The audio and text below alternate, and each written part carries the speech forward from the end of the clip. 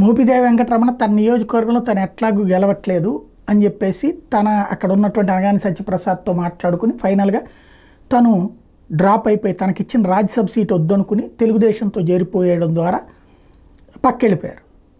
అది పక్కన పెడితే మోపిదేవి వెంకటరమణ కాకుండా బీదమస్తానరావు వచ్చేటికి ఎక్కడికి వెళ్ళనని ప్రకటించిన వాడు అకస్మాత్తుగా మనసు మార్చుకుని తెలుగుదేశంలోకి వెళ్ళి మళ్ళీ తెలుగుదేశం తరపునే తను పోటీ చేస్తుండటం రాజ్యసభ కీ పాయింట్.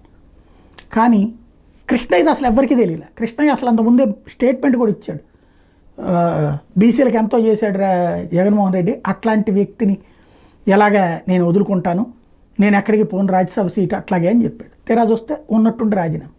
ఇప్పుడు చూస్తుంటే కృష్ణయ్య బీజేపీ తరపున మళ్ళీ రాజ్యసభ సభ్యుడిగా ఆంధ్రప్రదేశ్ నుంచి, అంటే వాస్తవంగా తెలంగాణ ఆయన సరే జాతీయ నాయకుడు అనేటటువంటిది డిజిగ్నేషన్లో ఉంటుంది, కానీ పాప అది నమ్మినే జగన్మోహన్ రెడ్డి ఆయన ఇక్కడికి తీసుకొస్తే ఉన్నది పోయింది ఉంచుకున్నది పోయింది తరహాలో అయిపోయింది జగన్మోహన్ రెడ్డి పరిస్థితి.